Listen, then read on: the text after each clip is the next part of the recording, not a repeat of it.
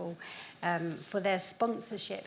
My name's Dina Mufti. I've been coming to the festival for about the last 10 years, and I'm a big supporter of it. I've seen it go from strength to strength. And the book festival in particular has become such an interesting place for meeting new creative people and creating conversation outside of this room. I'm going to introduce you in a moment to our star speaker and author.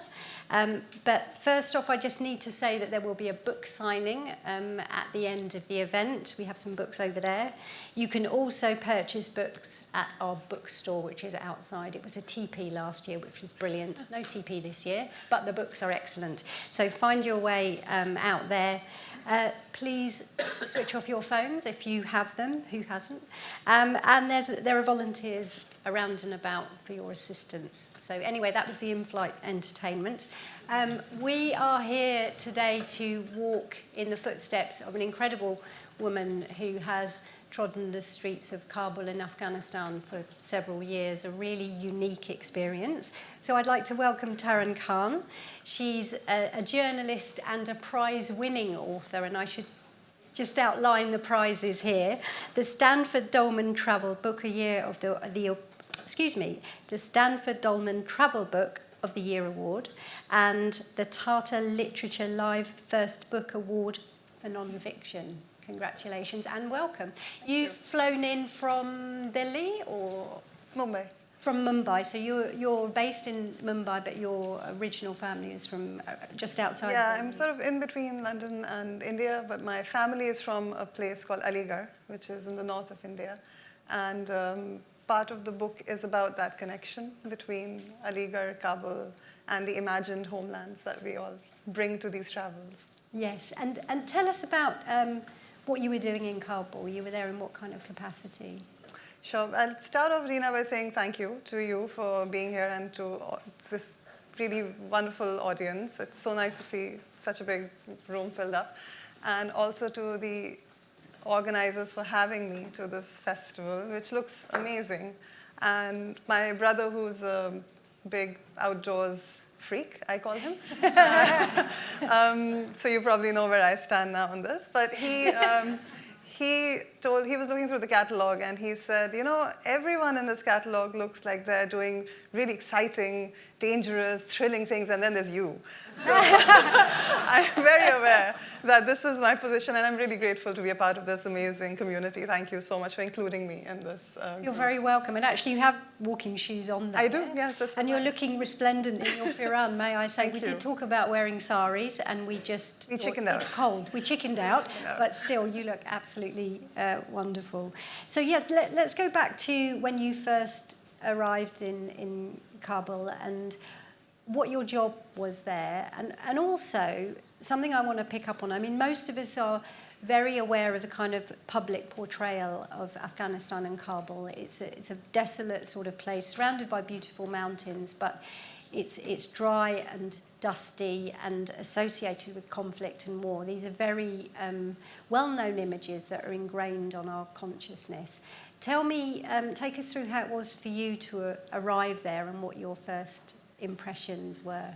Yeah, so this was in 2006, which was 4 years into the war, and the Taliban had been, supposedly defeated, and it was a time of relative hopefulness in the capital. And I went with my husband and another friend to work with journalists and media producers. We were training them in radio and TV production. It was part of a government-run station. And that was our day job. And what I found in that process was, in the company of these people that I met through this work and through the people they opened up doors to, and they just took us through their lives in this incredibly generous way.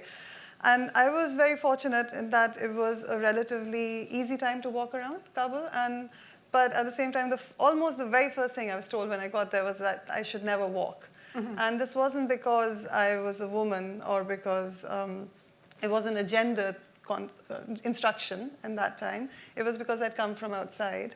But it landed for me in a different way because I had heard this so many times in my own home in Aligarh in North India, which was that it shouldn't walk because for a woman to be out on the streets as an act of leisure wasn't really usual. And so even if I went out in my own hometown, I would have to carry this posture of work, of busyness, of having a purpose out there. And this is fairly common. I think a lot of women resonate with this experience where I come from. And so when I heard this in Kabul, it immediately felt like a city which was quite familiar to me, because I said, well, I've heard that before, so then maybe I already know a little bit more about it. But at the same time, a lot of my ideas were also shaped by the mainstream media narrative, which was very much at that time of the grimness of the Taliban government and then the liberation of after. And of course, there is truth in that, and there were a lot more complicated realities than that, which I found over my time there. And I kept returning from 2006 to 13, so that's the arc of the book, is essentially the time from the relative hopefulness, the optimism of 4 years after the Taliban were defeated, and 2013, which is when ISAF, which was a NATO mission in Afghanistan, formally ended its combat operations in the country. And now, of course, it's a whole new span in the life of Kabul.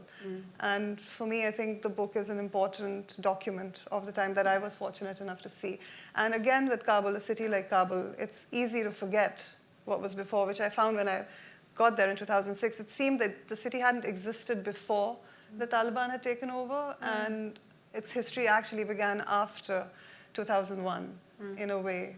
But of course, that's not true. And I think for me, the important thing to think about this book is yet one more reshaping of a city that is constantly changing. And with cities like Kabul, you can very easily obscure the past in a very, it seems to be an artless way, but I think it's quite deliberate, because it's a way also of creating an othering to the city. So I think the book does, I hope it does this work now of being a document of a time which was complicated, which was, there was all kinds of human emotion, all kinds of forces going on there. And so that is also not forgotten in another sweeping kind of sweep of history on the city. It certainly is a very rare read of a rare time, I think, and we'll get on to kind of influences and what we all choose to take with us as material when we're looking at a city later. But I'd love it if you'd read an excerpt for the book, if that's okay. You can just find that first one. So this is, we have a few of these, so you get a flavour of Taran's beautiful writing. And this is just something from the foreword, which will sort of just elaborate a little bit on what she's been speaking about. Yeah, so this is the very beginning of the book. I'm breaking in my reading glasses just today, so let's see how this goes. This is just the beginning of the book where I talk about what we just mentioned about walking and how that sat for me in this new city. In the bluster and immensity of war, the one that began in 2001 and the ones before it, it is easy to forget that Kabul existed 3,000 years ago. Years after I arrived, I read a passage in a history of the city that seemed to ring true.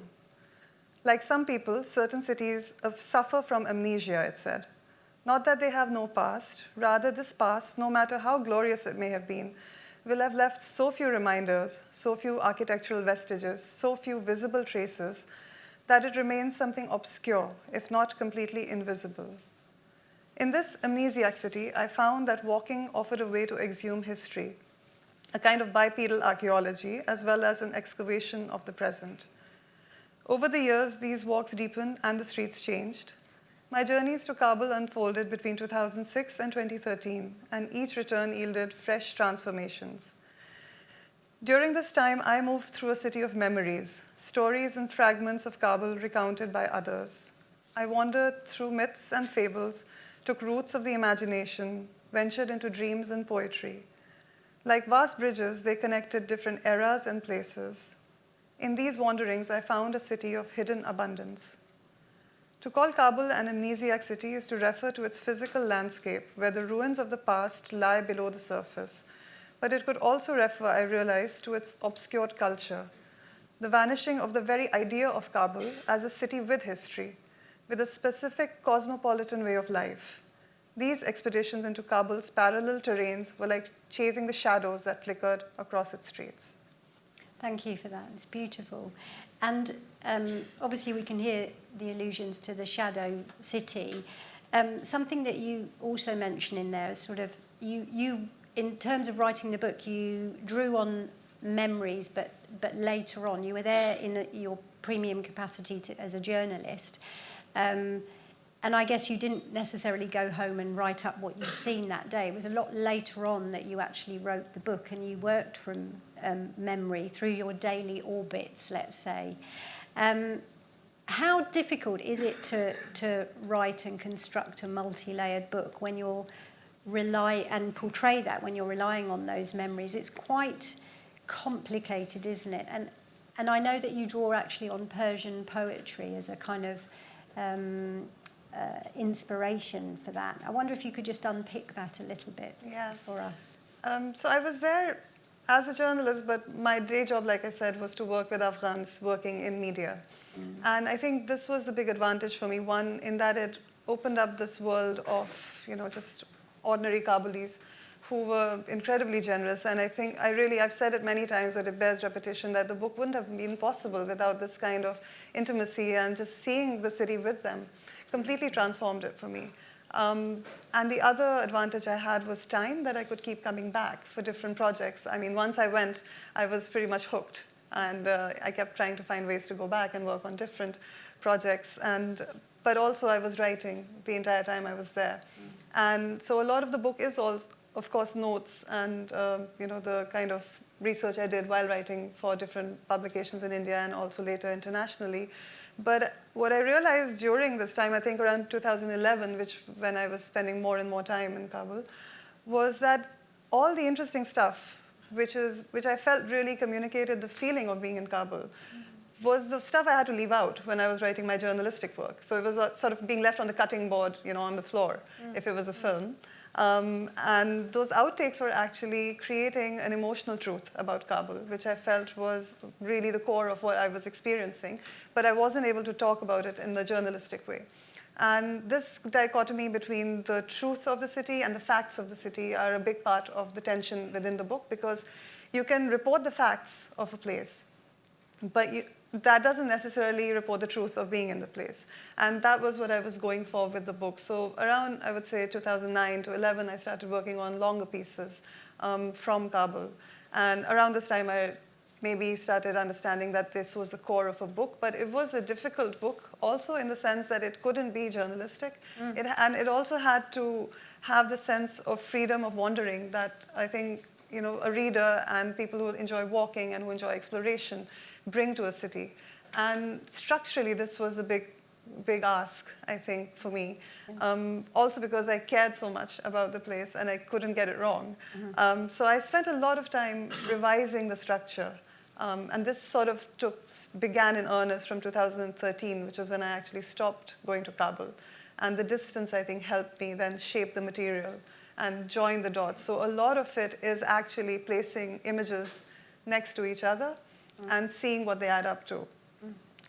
Which is, as you pointed out, the allusion to the Zahir and the Batin is this sort of principle of reading Persian poetry, and a lot of poetry, I think, around the world, operates on the idea of allusions to a hidden meaning.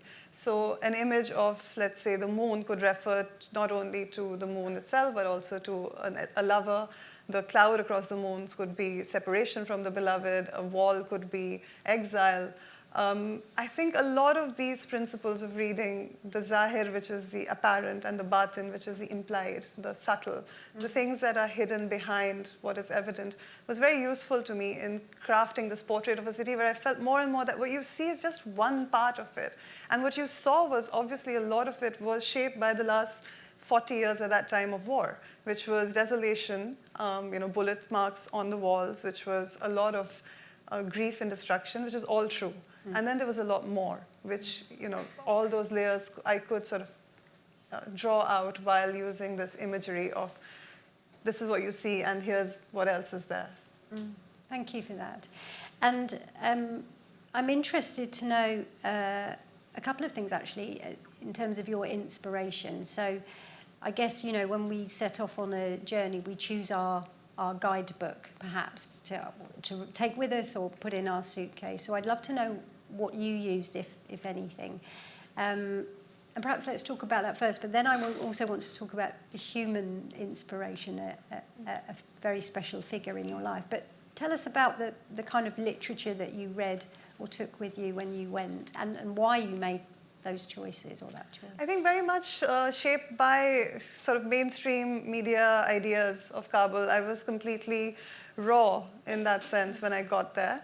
And for me, that's incredible that even though I had this affinity to Kabul, I could just go without any sort of informed reading beforehand, but that's how I just ended up there.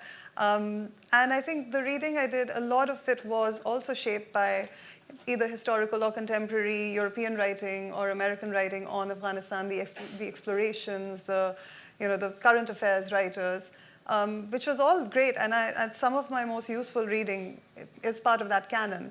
But over time, I realized that there's a lot more. There's so much diversity to writing on Kabul. And that insight came from the human inspiration you're talking about, which was my maternal grandfather, who I call Baba.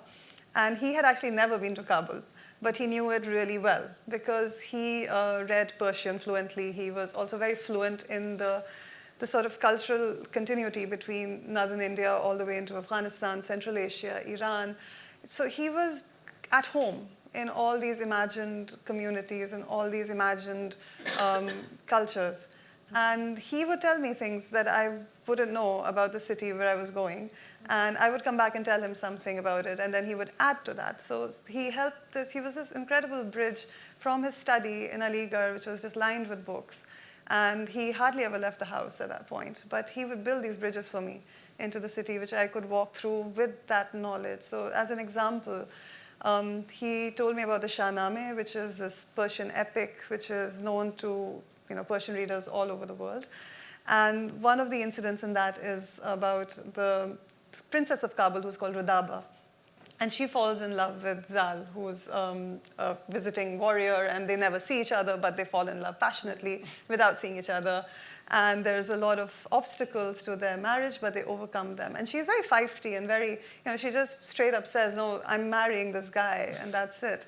So seeing Kabul then as the site of this beautiful love story, when I went back, and seeing allusions to this epic in the city, in the names of the city, in the kind of influences in the library, even in Kabul library, that changed it for me. So he really opened up all the other influences that I could also seek out in Kabul, other than the very, very dominant ones. And did you share the writing of some passages with him then? How much of that did he see? He passed, sadly, some years ago, but tell me about that. Was there anything that surprised him at all? Yeah, one of the few things that did surprise him when I had the great opportunity to tell him something he didn't know. So he read parts, he read the articles that came out, but he also read parts of the passages that I read out to him. And almost the last evening we spent together was when I read out the chapter on the Buddhist excavations in Kabul. And he was just fascinated. And he was almost 90 at that point, but he was endlessly curious. And he was so delighted to find out something new about a city that he did know, but he didn't know this aspect of it, that it had this very rich seam of Buddhist history running through that entire region. And the chapter is about an archaeologist called Zafar Paiman, who is excavating a beautiful Buddhist monastery on the edges of Kabul, and it's in a valley which is called Shuhada-e-Salihin. So it's a layered space of different holy sites, of Islamic holy sites, of Zoroastrian sites, and Buddhist sites as well. So it's a sort of a sedimentation of Kabul's history that he just opened it up in the excavation for me, and I could almost see the layers of the city. And the idea of the amnesiac city, again, was very clear because what was on the surface was just one layer of it. But so I was telling Baba about this, and he was just, so interested. And I really hold that memory. It's very dear to me because for once I could show a new aspect of Kabul to him.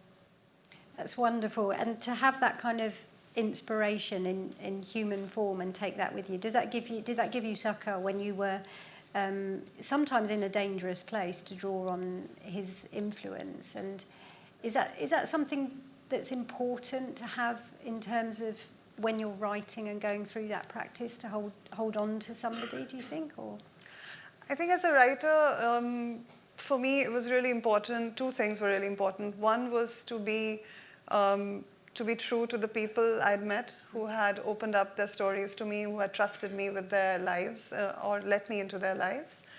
And the other was to not center myself in a way that would overtake the idea of Kabul. And this was, again, for people who are interested in writing as craft, maybe this would be a useful insight, is that a lot of the time when you're writing a book, it can go in different directions. And the direction this book would be pulled in would be memoir. And I had a long, hard, bitter struggle to not put myself on the page, which I lost, obviously, because I'm right on the cover, I guess. But at the same time, I was clear that this wasn't a memoir. It was a story of the city. I mean, I couldn't be the heroine of the city. Kabul was very much the heroine of this book. And the reason was that for me to be there was always to introduce a new aspect or a new insight into the city, or where I could be a bridge between Aligarh or a different memory that was sparked by Kabul, and that would open up the city for the reader in a different way. That's the purpose my being on the page served. But this is not my story in that you don't see the protagonist going through a change, or because there are so many journalists who've been to Kabul, and they're not necessarily the most interesting people you meet there. So I thought, it's just more important to have all these people speak and create this portrait of the city. So for me, these were the two really important, I suppose, the touchstones that I kept in mind while I was writing. And like I said, structurally, this was a difficult one to do because so much of nonfiction can be straight-up reportage.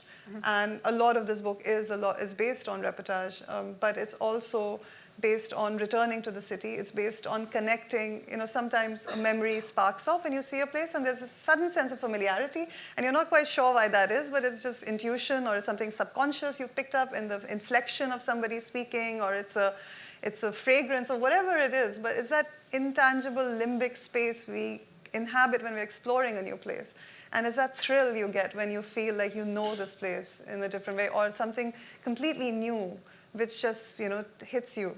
That was what I wanted the book to be. And Italo Calvino has this beautiful book called Invisible Cities, where Marco Polo describes city after city after city to Kublai Khan. And in the end, we realize that he's only describing Venice, which is his own city. And it's versions of Venice that he's constantly, because that's his mother city.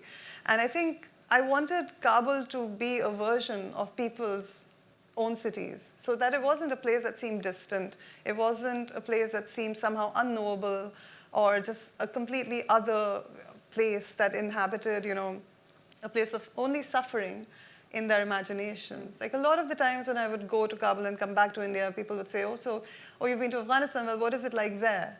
And the tone of the there was like, it's a place that is outside of our experience, or outside of anything that we can imagine. But of course, that's not true, because it's a place of suffering. It's also a place of hope. It's also a place of frivolity, of joy, of absolute, people doing hilarious, nonsensical things, because the entire scale of human emotions, it plays out in that city as well. It is an extraordinary, rich and layered book, and sometimes a little dreamlike, but very lyrical. One of my first questions to you, we had an interesting chat last night. Do you consider yourself, given that you have these wonderful prizes, a travel writer or an author? Is there a difference? And what did you set out to do? So this is always a bit of a weird one for me to answer. When I was writing the book, I didn't think I was writing a travel book at all. If you had asked me, I knew what I wasn't writing. It wasn't a memoir. But I think to me it was a straight-up book of narrative nonfiction. But when the book won the award, the Stanford Dolman Award for travel writing, I was, of course, really happy with the award as a sense of, just of really very, very interesting people had picked it, and it was up against a strong field, so I was, of course, delighted. But I did sit down and have a think about how is this book travel writing? And I think for me, the answer is that it's, like other people who'd won the award, it's a book about place. And travel writing is so much more than just going to the place and writing about the thing, or what to eat, or what to find, or where to shop. And it's not about the mechanics of it. It's not a manual on exploration. A travel book is, of course, the sense of setting and what makes a city and what makes us, what drives humans to travel, really, in a way, or what drives us to find these connections in unfamiliar places. Travel writing has that entire capaciousness. It allows you to inhabit your own voice. It also allows you to tap into everyone's voices around you. It helps you leap across distances. I could cut across, time, space, different locations. So in that sense, yes, it is a travel book. But I think what was really interesting for me, and I'm happy you raised this so I could, sort of expand on this thought a little for myself as well, is that when I won this award, one of my friends in Delhi rang me up and he said, as far as I can see, you're the only South Asian to have won this award. And that changed things a lot for me because I think it also just points to the power in writing about travel. And so often the narratives are emanating from the West, describing the world for readers in the West. And I wasn't doing that, and I'm really happy to be part of, they're all important. And like I said, I've read a lot of those narratives. They're huge canon, and I'm greatly influenced by them, but that can't be it. There has to be a lot more. And travel writing from people in Asia and Africa, all over the world, of course, it exists, but you rarely get to read it.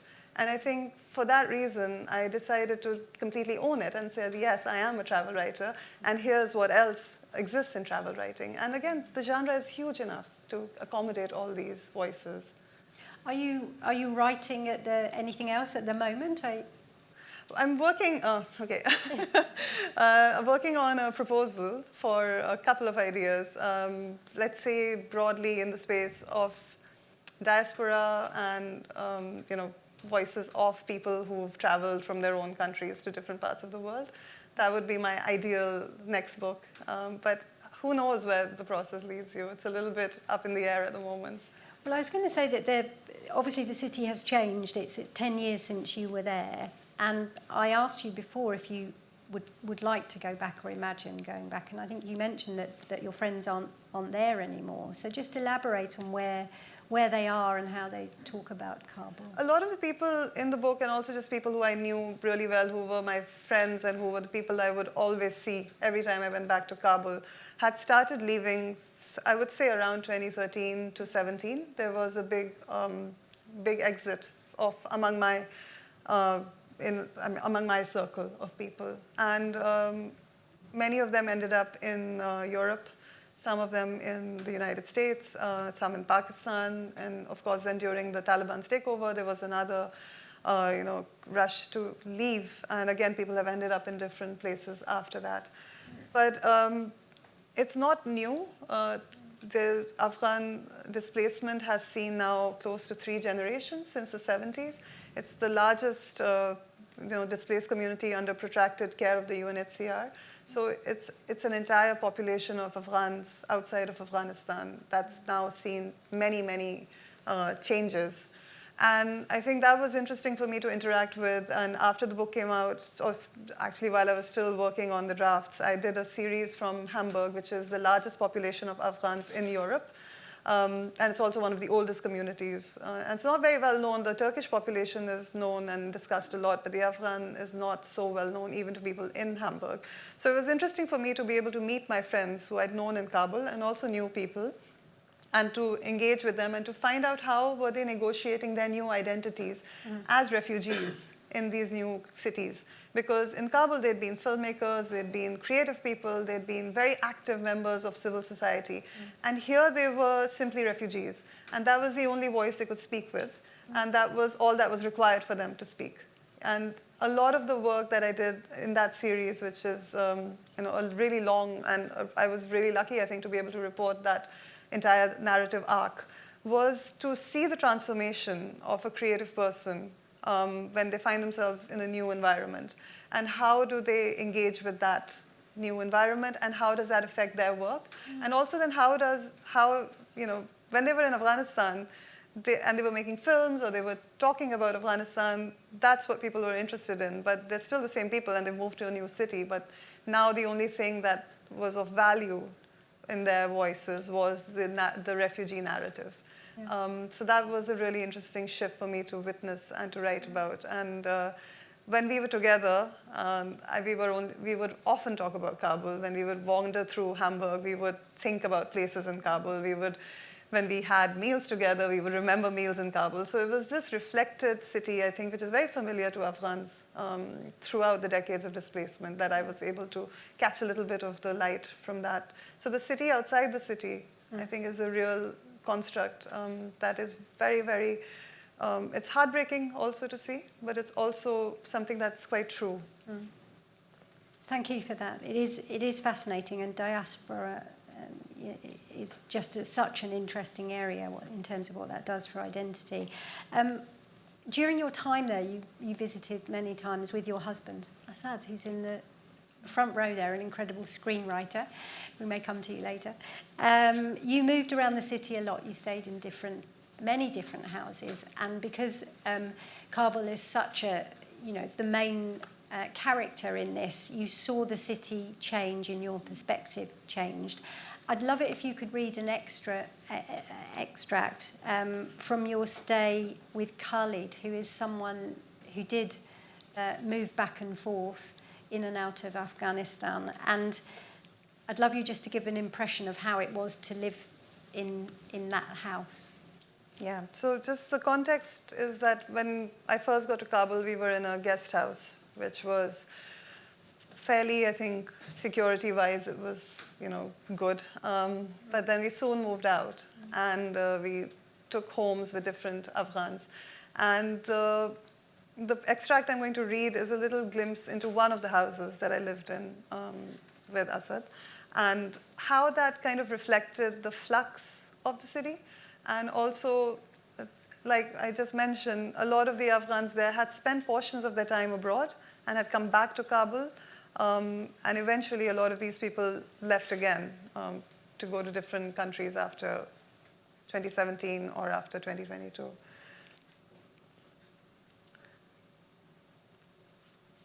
From here or from here? From Yeah? Okay. This meant I occupied a male subculture with all its trappings and rituals. That's because what I say before is that the house is mostly full of men. On Friday mornings, for instance, Khalid and a few selected helpmates would unleash aggressive cleaning operations that usually involved large quantities of bleach being splashed around the kitchen. In the evenings, they would sink into sofas in front of the television. The talk would go on deep into the night. Often it was about the years of jihad, about the extended tracks that war brought into the years of uncertain peace, about the cycles of departures and returns that had shaped their lives. They cursed and laughed at old acquaintances or friends, now transformed, like everything else in their country, into men of responsibility and power, either in government or business. The atmosphere in the house was part frat party, part Rambo-esque fantasy. Some days I would need a break from the masculine vibe and would seek out a different company. I went bargain hunting at the Laissez Mariam market, or I explored shops where my smartly dressed female colleagues revealed their secrets to dressing on a budget. I found a good tailor a short walk down the street, and a little further, at a second-hand shoe store, I found a pair of red walking shoes that I slipped on with delight. Bakhair beposhi, said the owner to all the girls walking out of his shop, many like me wearing their new purchases already. May you wear them with joy. At the house, we celebrated birthdays with barbecues, plotted escape routes with the neighbors in case of an ambush, remembered not to sit down too abruptly on the couch that had the box of grenades under it. And there we are. We're back in the reality of where you are. There is a dark humour that actually comes through in the book, and you talked about that culturally. How easy is it to sort of translate that from Farsi, which is the language that people speak, to English, and how important is it to get that across? A lot of I think in places like Kabul, the humor is very dark. And it takes a little bit of getting used to, especially if you're not versed with that form of engaging with adversity. It's a different vocabulary. It's definitely a sort of, it's a form of armor, I suppose, that you have to recognize. And it's easy to, I think, not see it for what it is, or maybe for me it was easier to see it because I think I was just familiar with that kind of banter, having grown up in a large family in Aligarh. But also, it's a very specific form of conversation in Kabul. And to your question of how hard was it to translate, I think there's one part of the translation was obviously the literal meaning of what people were saying and the conversations and their voices and the particular inflection of their characters had to come through. So, for example, with Khalid, this sort of very machismo of when you clean a kitchen, you just throw the like it's a huge splashing around of some bleach, like it's some kind of military operation. And but it was also important to give this kind of context because things like humor, things like sadness, even things like grief, in these characters needed a frame, they needed a context. So wherever I translated, I also tried to give a sense of what was going on in that situation and why that sentence is coming up. So it's not just read as a newspaper quote. You know, it's not like you've already got the story in your head and you just need the quotes to hang the story on, which a lot of journalistic writing tends to do. But it had to, it had to serve the purpose of the narrative, and it also has to explain why is that character saying that thing. But at the same time, if there were places where the characters are not saying something appealing or they're coming across as flawed, then it's not my job to change that. It's not my job to edit it. I'm not there to make the characters likable or unlikable, but I do have to report what's going on in that situation. But yes, definitely give all the context and give the, maybe as far as I can, the motivations for that dialogue. I think that's necessary when reporting on characters like this. And I want to touch on one of the characters that actually visited the house, Khalid's house, and many did. And of course, this was rich territory for storytelling and memory capture. You called him Dr. Saheb. Tell me about him. He was and when he left the country, when he came back, and your interactions with him. So Dr. Saab was actually a housemate. He lived in the same house with us and Khalid. And he was a very interesting character to me because he was, again, very familiar from my childhood of the cantankerous uncle who was always around and who was always annoyed with everything. And he's just like, oh, the world was much better 30 years ago. And, I don't know, all hell is about to break loose. But he also had this very beautiful quality that I think for me he embodied the fragility of Kabul's memory. And he actually said that many times, that he would keep saying this one thing which fascinated me, and it took me years to, I think, drill down to what he meant, was he kept saying that he was born in Kabul and then he'd left for Germany when he was, I think, 18. And then he'd come back at various times, so during the Civil War, then after 2001. And he kept saying that when he would see me, sort of ferreting out stories about Kabul or going into raptures about something, he'd say, well, this is not my city and these are not my people. And I would just wonder, why did he say that? Was that just his, irritability, or was it just his personality to be annoyed?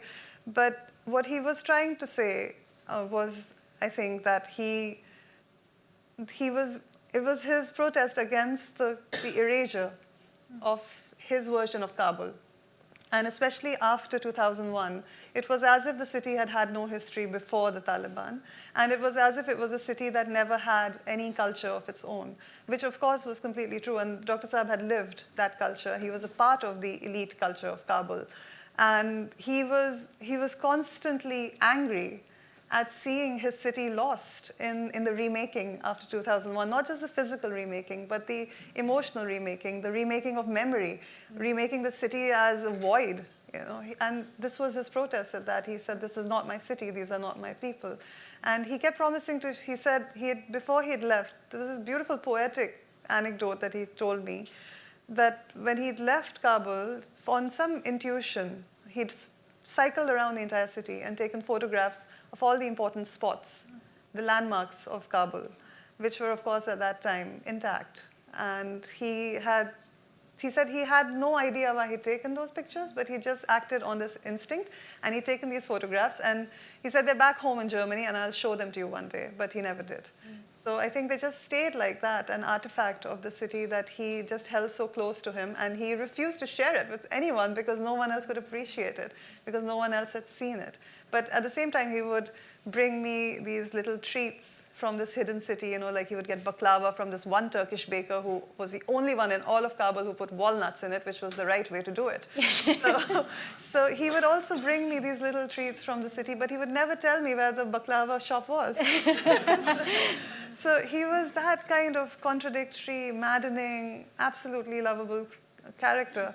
And unfortunately, he passed away of COVID during the first wave. And, it was, with him, I felt like I'd lost that version of Kabul again, which he held so dearly and that he protested so, characteristically against losing. And did you ever walk with him? He sounds like he also is a slow explorer. Did you have the chance? We explored the Buddhist stupa with him, which was really interesting. And it was, like I said, he refused to share a lot about Kabul with me, but most of the time we spent together was at night when he would tell stories about Kabul, about the guy who sold the best crockery, about the place to get the best chintz, curtains in Kabul, where his mother used to get the cushions made, where you could find the best stew when he was a boy. So he was, for me, a sort of bridge into the memories of Kabul and into the poetry of Kabul. He also, like my grandfather, was deep into poetry and into literature, and he would tell me stories from these fables that would open up the city for me in a completely different way. So that was more the kind of exploration, always at night, always when we had nowhere else to go. This was the city he would open up for us.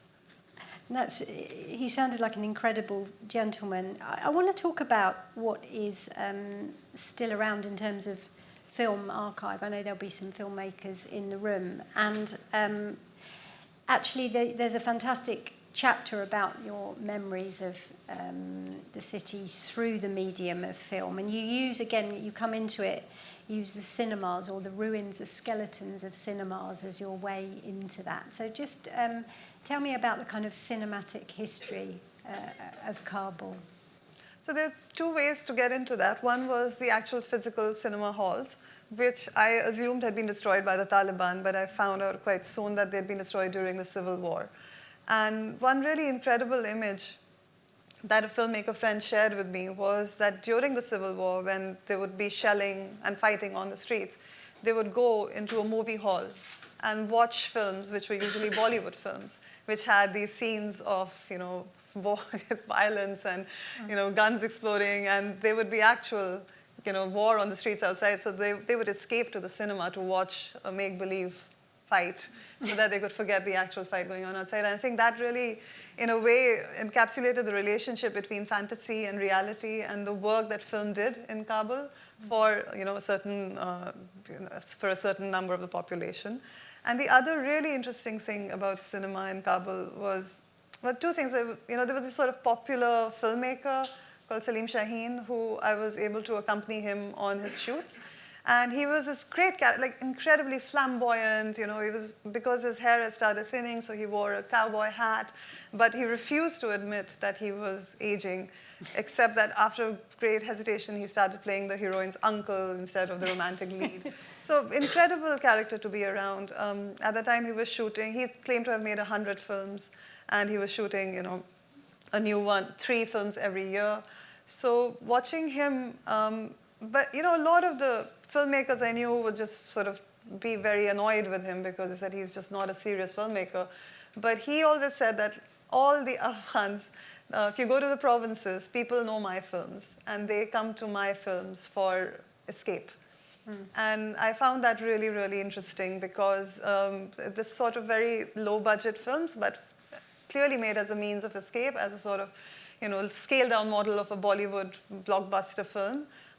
That was what he kept churning out. And so it was very interesting to watch him sort of take on these big stories and turn them into these, with barely, he was using firecrackers instead of actual explosives. But the acting would be making up for any sort of lack of special effects. Yes. And he actually turned to me at one point and he said, he was instructing the actors to punch each other really hard, and they were really hitting each other. And then he turned to me and he said, "See how we hit each other in Afghanistan? Like, that's not how you would do it in Mumbai, right?" It's like, no, definitely not. But so he had this, this sense of machismo, of course, but also just this desire to make films despite everything that was going on in Kabul and in Afghanistan. Just this desire to keep churning out these films, which I found really intriguing. And then there was also Afghan Film, which is the archive of films from all the way from the 70s, which was this incredible document of the transformation of Afghanistan, because it starts off with the Soviet era politics and it gets into Najibullah's government, and then way into the 80s. And then the Taliban had tried to destroy the archive, and it had been saved by the employees of Afghan Film. They had hidden the films in a secret room within the archive. And this was a very well-known narrative at the time. There were a lot of stories in the media about it, and the story was always about how this heroic action had helped Afghans save their cinematic heritage, which is true. But the very interesting additional fact I found while I was in the Afghan Film archive was that they had also been tipped off by a member of the Taliban government at that time, by the minister. And he had warned them that this was happening, so they could have saved the films beforehand. And the entire burning of the films that had taken place was a sort of orchestrated display for the government to show to the country that they're burning these films. At the same time, there was this sort of wink, wink, nudge, nudge thing going on where they had hidden the really important reels. So that was, I think, a very important insight into how complicated these seemingly simple narratives were of how Afghans were saved in 2001, and how it was never that simple. And there was always a lot going on below the surface. I think the story really brought that out for me, the fact that you couldn't really tell when you were watching a documentary from the Russian era. Of course, the documentaries were state propaganda, so it was a form of fiction that you were watching. But at the same time, the stories around this, this documentary archive were in a way more truth than the films themselves. So it was a very interesting mix of all these forces there. It's an incredible twist in the tale, as you say, and unexpected. But the power of film is extraordinary, and I guess knowing when you have those jewels, perhaps the Taliban, with in some way realizing that this was such a treasured thing to possess, given that the country is completely, in flux all the time. I don't know. But it is unusual to hear of it. What sort of footage did you see that might surprise us? I think a lot of people don't realize that for a decade or so, Afghanistan and Kabul was modern, actually, and quite cosmopolitan. So there was a decade of democracy. Can you remember any of the material? Yeah, of course. So I watched a lot of the films from the 70s, which were documentaries, like I said, but they were a form of shaping this modernity, which you're talking about. But it was also a very deliberately crafted image of modernity, which was a very small section of Kabul's elite, where you would see sort of women in skirts going to university. There would be women in parks. There was a lot of stuff about building new apartment blocks in Kabul, which I found really interesting, because those blocks still existed. It was an area called Microrayan, and there was this film footage about watching them go up. There was also a really interesting reel about a Hindi film crew had come over to shoot a film called Dharmatma in Afghanistan, and that was a big hit. So you could see the entire sort of film industry of Kabul at that time turn up to meet them. And for me, that was really interesting, because there's this huge fascination for Bollywood films in Afghanistan still. And that just showed me, that there was a time when it was more of a two-way relationship, when, Hindi film stars would come and shoot there as well. So all of this together, I think, like you said, I wouldn't, the idea of modernity is a very loaded one to use in context for Afghanistan. But it definitely showed, I think, a sense of normalcy that you don't really associate with a city like Kabul, especially not in 2006 or 2013. It wasn't a city where you imagine film stars coming from India and having a dinner with very beautiful Afghan actors and actresses. Thank you for that. I want to talk to you about another aspect of modernity. So, these are the wedding halls that you describe as sort of the trippy wedding district of Kabul, which is quite unexpected. And I know you found that quite difficult to write this chapter because it seemed like it could be quite a cliched view of modernism and the way that Kabulis kind of celebrate their marriages.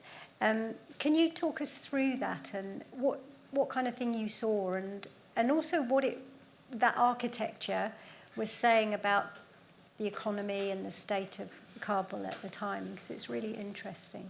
Sure. So from soon after 2001, weddings became a very big business because they're large affairs, and most families prefer to get married in halls, also because their homes were too small now to cater to large parties. So the Kabul wedding halls, the first one I've seen was in 2006. It was called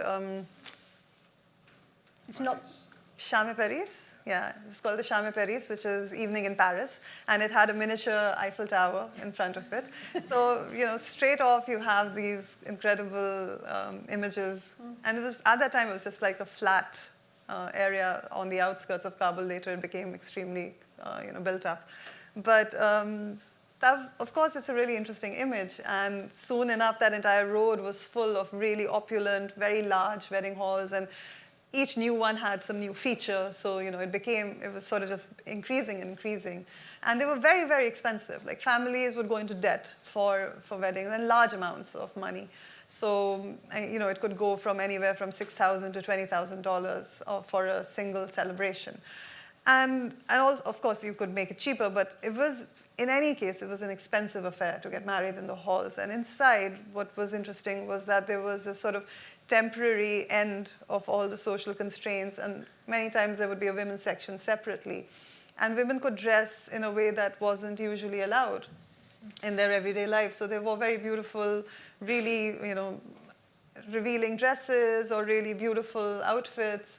And I think, to me, that was interesting because the emotion of this celebration, which I've written in the book, it felt like it had something of the ferocity of love and something of the rattle of war, because it felt like it was a very time-bound period when you could have this very tight space to have a lot of fun and to experience frivolity, to experience joy.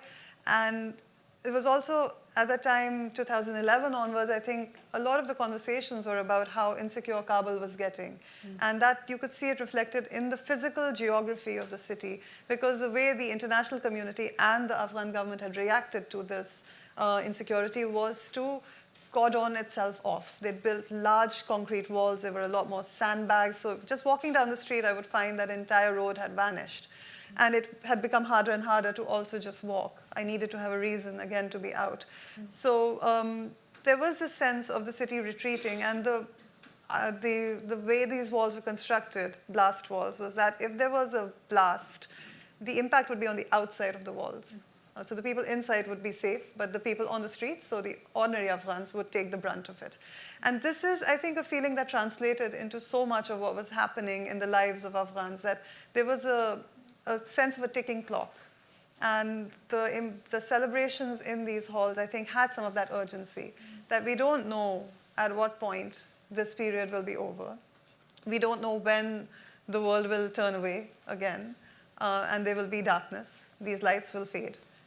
But for now, there is music, there is food, there is family, and we're going to enjoy that moment as much as we can. I think that was the core of what I found in the halls. And I think the celebrations also, it was very evident that there was a lot of writing about these marriages and how this entire business industry was so huge and ostentatious. But it was a challenge for me to be, of course, that's all true, right? It's not untrue, but there is also this additional context, which I think was missing from a lot of the reportage on it, which I found quite critical to put these pieces together. So it was a challenge for me to be able to write about this without seeming patronizing, without seeming like I was judging the people having fun when there was war on their doorsteps or for spending so much money. But there are ostentatious weddings all over the world. I mean, really, which culture doesn't have unreasonable, wedding expenses? so why would it be weird in Kabul? I think that was one of the very important things I had to put out in that chapter, which is why it was pretty difficult to write. Yes, it's beautiful and very colourful, but so poignant as well, as you say, and you do it magnificently, and in that using that kind of Persian poetry structure of always looking just for the hidden and the implied. I am very aware of time, and we only have a few minutes left for questions, although there's a book signing after. Yeah. So let's get some questions. Yeah, has anyone actually been to Afghanistan or Kabul, or would like to go? Oh, someone has over there. Yeah, sure. We must have a question from you then. I actually, put me on the spot. On the spot here. But no, I did go in about 2007 to Kabul and Bamiyan, but it was a very, it was very tightly controlled. It was me and a friend. It was organised by a group with security, and we didn't actually have. We were told Not to walk. you cannot walk. Very much looking forward to, we were taken around the city. We did very little walking, so I'm very much looking forward to reading the book. I will rack my brains. No, that's fine. We'll come back to you. Thank you for that. And do you think you might go back one day? I mean, I would love to go back.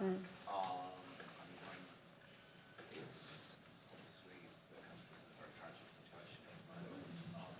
It's on the place. I wouldn't go back now, but I would love to go back very much so. It was one of the most beautiful countries I've ever been to in my life. there we are, the heart of Asia, and we mustn't turn away from it, as Taran was saying. I can't quite see everyone, but is there any other questions? Oh, there's a gentleman over there. No, I went in 1978, Right. 1978, wow. and it was a very, very different place. Yeah. It was very safe, but I didn't see any women at all. I drove through Herat, Kandahar, Kabul, and there were no women on the streets anywhere. It's peculiar. So during the time you were there, I guess things have become modernising in inverted commas, and now it's turned full circle with the Taliban, so the women are now no longer on the streets, which is strange. But, Were you there climbing, or were you there? I drove the hippie trail. I drove from England to India. I like Yeah, it. long time ago. Yeah. It was interesting, fascinating. There we are. There's a lady. Yeah, thank you for that. What a magnificent talk, and I'm really looking forward to the book. Are you still in touch with people in Kabul, and is there any optimism coming out, especially from the women, about the current situation?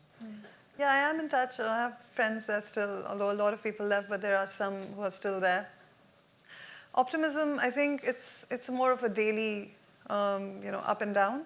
A lot of people who in Kabul, especially in Kabul, which is very different from the rest of the country, and my friends are women who had worked before, and now they're not really able to go out to work in many cases.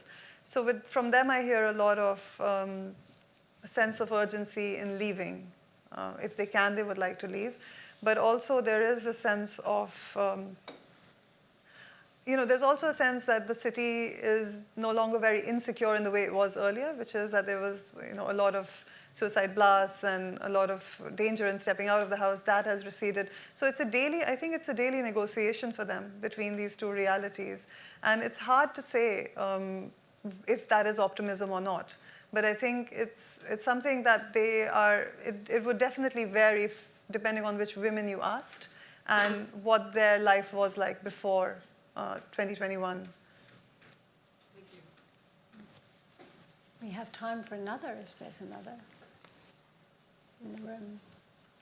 Yeah, you've written this book in English, but Yes. did you have the language when you went from India there? Did you have the language to communicate from the beginning? Yeah, so interestingly, in Kabul, a lot of people speak Urdu, which is what I speak because they had spent time in Pakistan as refugees, or they had watched so many Bollywood films that they picked it up. Also serials. So at that time, there was this very popular Indian serial. So the language, and especially with people like Salim Shaheen, was very inflective, this bombast of Bollywood dialogues. So they wouldn't say that I'm happy to see you, that they'd say my heart is bleeping with pleasure. But also, at other times, I had a translator with me, and so that's also in the book. She's also a character in the book as well. Thank you. There's definitely a movie in Mr. Shaheen, I feel. He's There sort is of a film about him, actually. Is there? Is it a documentary? Or It's a documentary about him. So there's room for a drama, I think. Sad. He's sort of like a kind of, as you say, everyone's favourite uncle with a kind of rotund sense of humour. And we didn't read that excerpt because it's so good, it sort of descends into chaos, but somehow works out. It's absolutely marvellous. Thank you so much for sharing your time with us. We could have done this talk 5 times over because it is such a magnificent book, and I urge everyone to go and buy it. Thank you very much. Thank you so much.